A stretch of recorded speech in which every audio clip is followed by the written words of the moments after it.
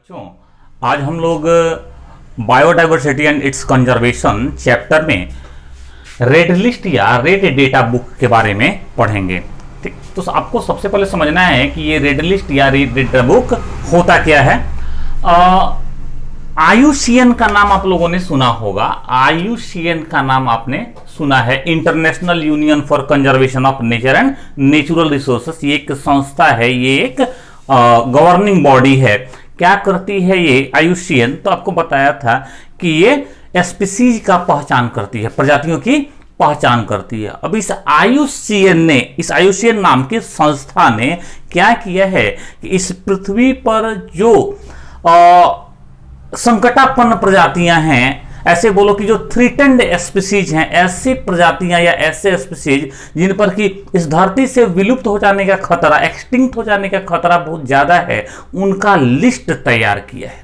ठीक है, तो IUCN द्वारा ये जो संकटापन्न प्रजातियां हैं, ये जो बोलो कि जो थ्रेटेंड स्पीसीज हैं, इनके लिस्ट को, इनके द्वारा तैयार लिस्ट को ही हम लोग रेड लिस्ट या रेड डेटा बुक कहते हैं। हमसे पूछा जाएगा कि भाई रेड लिस्ट या रेड बुक क्या है, तो a list of threatened species, जो संकटापन्न प्रजातियां हैं जिनके विलुप्तता का खतरा बहुत ज्यादा है, उनका एक लिस्ट है जिसको कौन मेंटेन करता है, कौन तैयार करता है? IUCN तैयार करता है। क्लियर है ये? हम देखो जरा सा, अब ये जो इंडेंजर्ड स्पीसीज हैं, ये जो थ्रेटेंड स्पीसीज हैं, इनका लिस्ट तैयार करने का बेनिफिट क्या है, लाभ क्या है, क्या ऑब्जेक्टिव है, क्या उद्देश्य है कि IUCN इस तरह के लिस्ट बनाता है या रेड लिस्ट बनाता है स्पीसीज का? तो जरा सोच के देखो, जब आइडेंटिफाई हो जाएंगे ऐसे सारे स्पीसीज अर्थ पे, जब पहचान लिए जाएंगे, जब आइडेंटिफाई हो जाएंगे कि उनके नंबर बहुत कम है और नंबर घट भी रहे हैं बहुत तेजी से, नहीं तो हमको समझ में आएगा कि भाई ये स्पीसीज जो है वो क्या है, ये जरूरी है इस अर्थ के लिए, फूड चेन के लिए, फूड वेब के लिए, या बोलो कि इकोसिस्टम के स्टेबिलिटी के लिए। नहीं तो हम क्या करेंगे, उनको बचाना शुरू कर देंगे, उनका कंजर्वेशन स्टार्ट करेंगे, उनका संरक्षण करना शुरू करेंगे। ठीक है ना, इस इकोसिस्टम को या इस पूरे के पूरे बोलो कि बायोस्फीयर को बैलेंस रखने के लिए। ठीक है, तो इसी रीजन से ये IUCN रेड लिस्ट तैयार करता है। हम लोग ये बात समझ में आती है कि ये पार्टिकुलर स्पीसीज, ये विशेष प्रजाति, इसकी संख्या कम है या बहुत तेजी से घट रही है, तो इनका संरक्षण किया जाना आवश्यक है, बायोडाइवर्सिटी के लॉस को रोका जाना आवश्यक है। ठीक है, अब ये जो IUCN है, इसने जितने भी स्पीसीज हैं इस अर्थ पर, उनको क्या किया है कि 8 कैटेगरीज में, 8 श्रेणियों में बांट दिया है।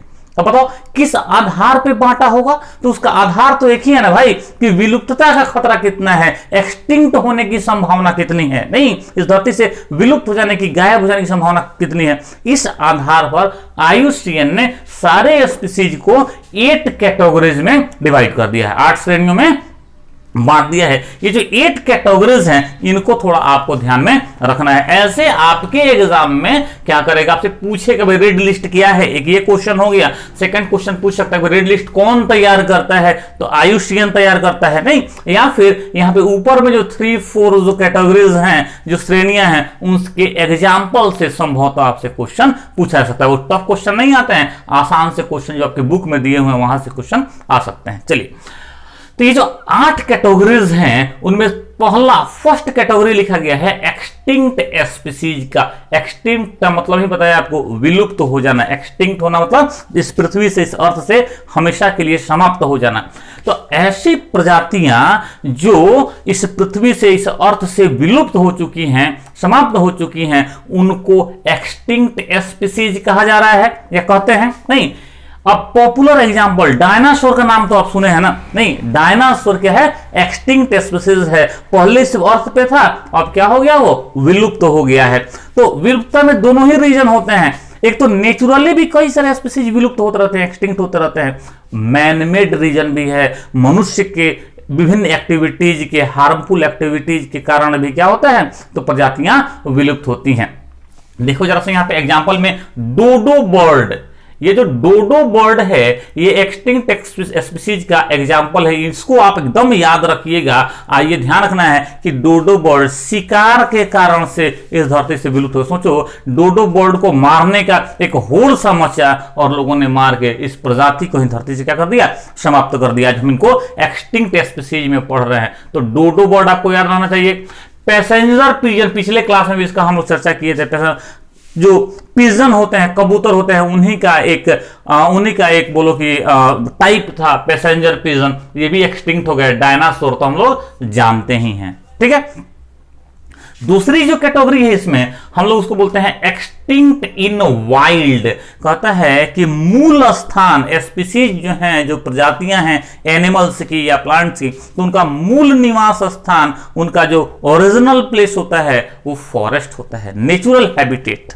नहीं तो नेचुरल हैबिटेट से जब प्राकृतिक आवास से स्पीसीज समाप्त हो जाते हैं, नष्ट हो जाते हैं, और उनमें से थोड़ी सी संख्या बची हुई रहती है उनकी, जिनको हम लोग ले आकर के कहां पर कंजर्व करते हैं, तो बोटैनिकल गार्डन्स में या जूलॉजिकल पार्क्स में। नहीं, तब हम लोग क्या कहते हैं, वैसे स्पीसीज को एक्सटिंक्ट इन वाइल्ड कहते हैं। मतलब ये प्रजातियां अब जंगलों से या प्राकृतिक आवास से, नेचुरल हैबिटेट से समाप्त हो गई हैं। अब जो थोड़े बहुत बचे हुए हैं उनको हमने क्या कर दिया है, कंजर्व कर दिया है या उनका संरक्षण कर दिया है। कहां पर, तो चिड़ियाघरों में या जू में या जूलॉजिकल पार्क्स में। इनका एग्जाम्पल देखो तो जैसे एक एग्जाम्पल हमने लिखा है, पॉपुलर है, रेड टेल्ड ब्लैक शार्क। ये शार्क का एक एग्जाम्पल है, नहीं जो कि क्या है, ये एक्सटिंक्ट इन वाइल्ड है, नेचुरल हैबिटेट, ओशन से समाप्त हो गया है, इनका कंजर्वेशन किया जा रहा है, ठीक है। थर्ड जो कैटेगरी है वो है क्रिटिकली इंडेंजर्ड स्पीसीज का। क्रिटिकली इंडेंजर्ड, अति संकटापन्न प्रजातियां इनको बोलते हैं हिंदी में, अति संकटापन्न, क्रिटिकली इंडेंजर्ड स्पीसीज। ऐसी प्रजातियां जिनकी संख्या अब बहुत कम रह गई है इस अर्थ पर। नहीं, कभी भी किसी भी समय अगले कुछ ही वर्षों में अगर उनको नहीं बचाया गया, उनका संरक्षण कंजर्वेशन नहीं किया गया, तो धरती से क्या हो जाएंगे, एक्सटिंक्ट या विलुप्त हो जाएंगे। उन प्रजातियों को हम लोग क्रिटिकली इंडेंजर्ड स्पीसीज या अति संकटापन्न प्रजातियां कहते हैं। हमारे यहाँ जो घड़ियाल पाए जाते हैं रिवर्स वगैरह में, वो भी क्या है, क्रिटिकली इंडेंजर्ड के कैटेगरी में है। इनकी संख्या बहुत कम बची है।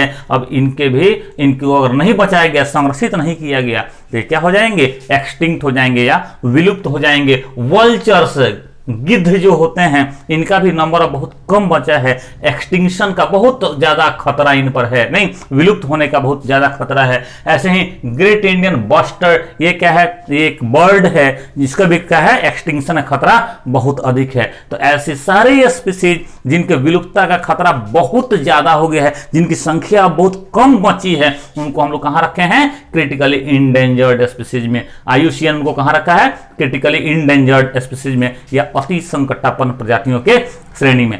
नेक्स्ट है इंडेंजर्ड स्पीसीज का श्रेणी या कैटेगरी। इंडेंजर्ड स्पीसीज, संकटापन्न प्रजातियां इनको बोलते हैं। नहीं, ऐसी प्रजातियां जिनकी संख्या क्रिटिकली इंडेंजर्ड से तो थोड़ी ज्यादा है, लेकिन संख्या तेजी से घट रही है और संभावना व्यक्त की जा रही है कि ये प्रजातियां या ये स्पीसीज भी क्या हो जाएंगे, धरती से कुछ समय में विलुप्त हो जाएंगे अगर इनका कंजर्वेशन या संरक्षण नहीं किया गया। तो ब्लू व्हेल की कहानी यही है। ब्लू व्हेल, नहीं आपको तो पता ही है ना, सबसे बड़ा एनिमल है इस अर्थ पे, लेकिन क्या हो रहा है, हंटिंग के चलते, शिकार के चलते इसकी संख्या तेजी से घट रही है, ठीक है। तो ये है इंडेंजर्ड कैटेगरी में। अगर इनका कंजर्वेशन नहीं किया गया, अगर शिकार को नहीं रोका गया, तो क्या हो जाएगा, यह भी एक समय बाद एक्सटिंक्ट हो जाएंगे। इनको भी हम लोग डायनासोर, डोडो बर्ड की तरह से बुक में पढ़ेंगे या इनका फोटोग्राफ देखेंगे, ठीक है। चलो, टाइगर भी इसी कैटेगरी में आते हैं। आप देख रहे हैं कि इंडिया में जो है कई जगहों पर लगातार क्या हो रहा है, टाइगर का कंजर्वेशन चल रहा है। नहीं, आपके यहाँ वाल्मीकि टाइगर रिजर्व है बिहार में, नहीं तो क्या कर रहे हैं हम लोगों पे, टाइगर का संरक्षण या कंजर्वेशन कर रहे हैं, टाइगर की संख्या बढ़ाने की कोशिश कर रहे हैं। क्यों कर रहे हैं, साफ साफ दिख रहा है किस कैटेगरी में है, ये इंडेंजर्ड की कैटेगरी में है, संकटापन्न प्रजातियों की श्रेणी में है। अतः हम लोग क्या कर रहे हैं, इनका बोलो कंजर्वेशन कर रहे हैं। लेओपार्ड, जो तेंदुआ होते हैं वो भी क्या है, इंडेंजर्ड के कैटेगरी में ही है।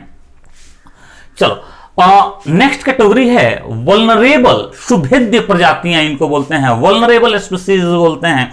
ऐसी प्रजातियां जिनकी संख्या अभी ठीक ठाक है, नहीं अभी संख्या तो ठीक ठाक है, लेकिन क्या है कि संख्या घट रही है, बढ़ नहीं रही है। हमने क्या कहा, संख्या अभी ठीक ठाक है, अभी चांस जो है एक्सटिंक्शन का कम है, लेकिन संख्या घट रही है। तो ये जो नीचे घटता हुआ पॉपुलेशन है, यह क्या दिखाता है कि एक टाइम के बाद इनका भी क्या होने लगेगा, एक्सटिंक्शन का चांस जो है वो हाई हो जाएगा। ऐसे स्पीसीज को जिनका संख्या अभी ठीक ठाक है, नहीं लेकिन एक्सटिंक्शन का, विलुप्त होने का खतरा है, संख्या घट रही है, उनको हम लोग वल्नरेबल स्पीसीज बोलते हैं या सुभेद्य प्रजातियां बोलते हैं। इसमें मस्क डियर, कस्तूरी मृग जिसको आप बोलते हैं, नहीं ये शामिल हैं। सांभर, ये भी क्या है, तो जो मृग होते हैं उन्हीं का एक बोलो कि टाइप है, सांभर वैरायटी है उनका, ब्रीड है उनका। तो ये जो है मस्क डियर हो गया, सांभर हो गया, ये सब के सब क्या है, वल्नरेबल स्पीसीज में है।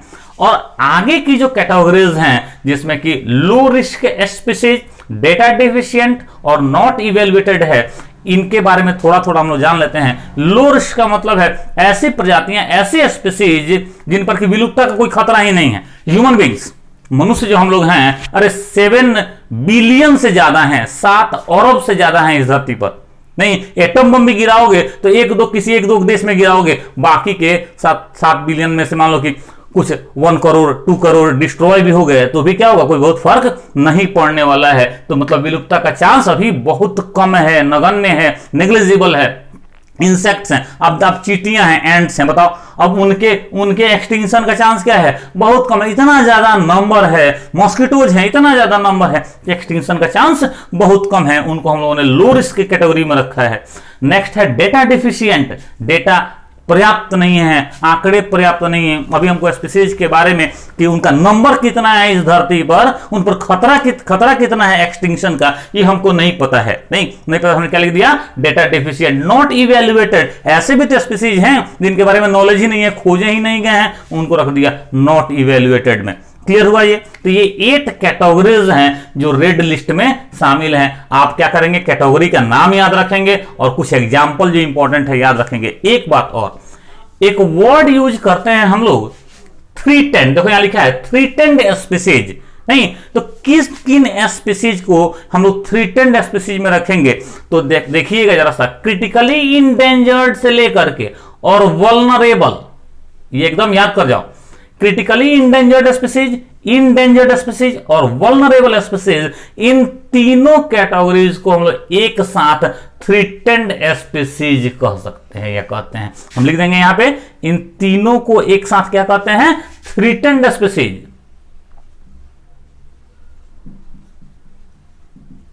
ठीक है, तो ये भी ध्यान रखिएगा।